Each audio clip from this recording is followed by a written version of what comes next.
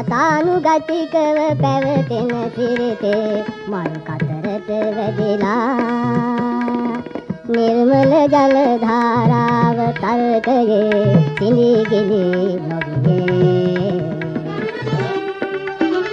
ලොජික්කයි ඉල්ලොජික්කයි ඉන්න ලෝකේ මිනිස්සු පරම්පරා ගානක ඉඳලා විශ්වාස කරා හඳේ හරි මැද්දට වෙන්න දිලිසෙන හිම කැටයක් තියෙනවා කියලා. කාටවත් හඳේ මැද්දේ ඕක නෑ කියලා ඔප්පු කරගන්න බැරි වුණු හින්දා එක පිරිසක් ඒක තියෙනවයි කියලා විශ්වාස කරගෙන පුද පූජා ටික දිගටම කරගෙන ගියා. තව පිරිසක් කල්පනා කරා මෙහෙම. ඕක හඳේ තියෙන්නත් පුළුවන් නැති වෙන්නත් පුළුවන්. 50-50 chance එකක් තියෙනවා ඕක තියෙන්න.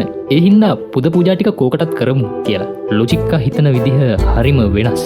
ලොජික්කා හිතුවා මෙහෙම. හඳේ මැද්දේ ඕක තියෙනවා කියලා ඔප්පු කරන්න බෑ කියන එකකින් කියවෙන්නේ නෑ. ඕක තියෙනවයි කියලා. ඕක තියෙන්නත් පුළුවන් නැති වෙන්නත් පුළුවන් තමයි. ඒත් හිම කැටයක් නැතුව වෙන දෙයක් තියෙන්න බැරිද? කළු වලක්, තීකෝපයක්, නාගමාණික්කයක්. එහෙම බැලුවම හිම කැටයක් තිබීමේ chance එක හිතා ගන්න බැරි තරම් අඩු වෙනව නේද කියලා. යම් ප්‍රකාශයක් අසත්‍යයි කියලා ඔප්පු කරගන්න බැරි වීම නිසාම, පැහැදිලි කළ නොහැකි වීම නිසාම ඒක සත්‍යයි කියලා ඔප්පු වෙනවා කියලා හිතන එකට කියනවා මෝහ මූල තර්ක කියලා. මෝහය කියන්නේ මෝඩකමට නෙමෙයි, නොදන්නාකම. ප්‍රායෝගික ලෝක ජීවත් වෙනකොට මෝහ මූල තර්ක අනුව ජීවත් වෙන්න ගියොත් ජීවිතේ ලොකු අවුලක වැටෙන්න පුළුවන්. මිනිමරුමක් වුණාම කෙනෙක් කියනවා ඔයා තමයි මිනිමරුවේ. එහෙම කළේ නෑ කියලා පුළුවන් නම් ඔප්පු කරන්න. දැන් සැකකාරයාට ඒක කළේ නෑ කියලා ඔප්පු කරගන්න බැරි වීමෙන් ඔප්පු වෙන්නේ නෑ. එයා තමයි ඒක කළේ කියලා. ඒ වගේම අහසේ දකින්න එලියක් පියාඹන පීරිසියක් නෙමෙයි කියලා ඔප්පු කරගන්න බැරි වීම නිසාම ඔප්පු වෙන්නේ නෑ. ඒක පියාඹන පීරිසියක් කියලා. ඒ විදිහටම ඒ එළිය මොකක්ද කියලා පහදන්න බැරි වීම නිසා ඔප්පු වෙන්නෙත් නෑ.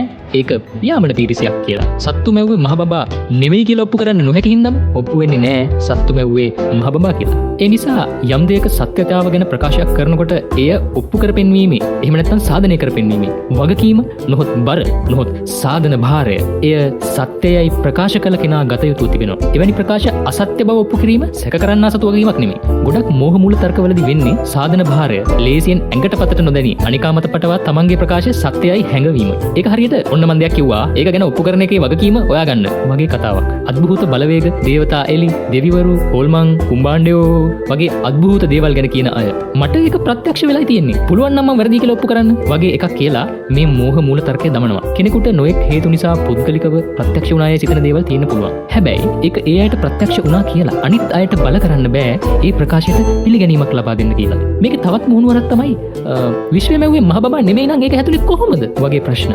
සාමාන්‍යයෙන් වෙන දෙයක් තමයි ප්‍රතිවාදියා උත්තර නොදන්නා මේ වගේ ප්‍රශ්න හින්දා අදාළ ප්‍රකාශය සත්‍ය වෙනවා කියලා හිතන එක. ඒ වුණාට උත්තර නොදන්නා දේවල් අන්තර්ගත ප්‍රකාශවලට උත්තර නොදන්නා නිසාම අමුතු විශේෂ වටිනාකමක් ලැබෙන්නේ නැහැ. පවතින දේ පැහැදිලි කිරීමට වර්තමානයේ ඇති දැනුමේ තියෙන හිස් තැන් වලට අද්භූත පැහැදිලි කිරීම රිංගවීමෙන් මේ මෝහ මූල තර්කය ක්‍රියාවට නැංගෙනවා. නමුත් මෙවැනි අවස්ථාවල ඇත්තටම සිද්ධ වෙන්නේ මම දන්නේ නැහැ කියන එක අද්භූත පැහැදිලි කිරීම කියන මංජුසාවේ දාලා අලංකාර පියනකින් වහලා අපිට පිළිගන්වන එකයි. මේ මංජුසාවේ අලංකාර පියන අයින් කළාම ඇතුලේ තියෙන්නේ මම දන්නේ නැහැ කියන තිත්ත ඇත්තයි. යමක් ගැන ප්‍රමාණවත් පැහැදිලි කිරීමක් නැති තත්වයකදී එය ප්‍රතික්ෂේප කිරීමට හරි උත්තරේ දැනගෙන ඉන්නම ඕනේ නෑ. උදාහරණයකට ගත්තොත් ප්‍රමාණවත් සාක්ෂි නැති දිව්‍යමය හෝ අද්භූත හෝ මිත්‍යා පුරා කතාවක් ප්‍රතික්ෂේප කරන්න විශ්වයේ තියෙන හැම දෙයක් ගැනම දැනගෙන ඉන්න ඕනේ නෑ. බොහෝ විට මේ වගේ ප්‍රකාශත් එක්ක ඒක කියන කෙනාගේ අනන්‍යතා, මමත්වයන් සහ බලාපොරොත්තු ගැට ගැහිලා තියෙන්න පුළුවන්. අන්න ඒ හින්දා එකී ප්‍රකාශය තව කෙනෙක් අභියෝගයට ලක් කරනකොට එයාට දැනෙන්න පුළුවන් ඒක අදාළ ප්‍රකාශයට එල්ල කරන ප්‍රහාරයකට වඩා Tamanට පුද්ගලිකව එල්ල කරන ප්‍රහාරයක් විදියට. සංවාදයක් ඵලදායී හා ප්‍රගතිගාමී ලෙසට වර්ධනය වීම වෙනුවට හැඟීම් මත පදනම් නිෂ්ඵල මත ගැටුම් වලින් බොහෝ විට කෙලවර වෙන්නේ මේ ප්‍රකාශයක බද්ධ වෙලා තියෙන අර කලින් කියපු දේවල් නිසා. වාසනාවකට එසේ Tamanගේ පෞද්ගලික අනන්‍යතා, මමත්වයන් සහ බලාපොරොත්තු වලින් Taman කරන ප්‍රකාශ වෙන්කොටගෙන ඒවායේ සාධන භාරය තමාම බාරගත් පිරිසක් සිටි නිසා අද අපි එම දැනුමේ ප්‍රායෝගික ඵල භුක්ති විඳින්න සිටිනවා.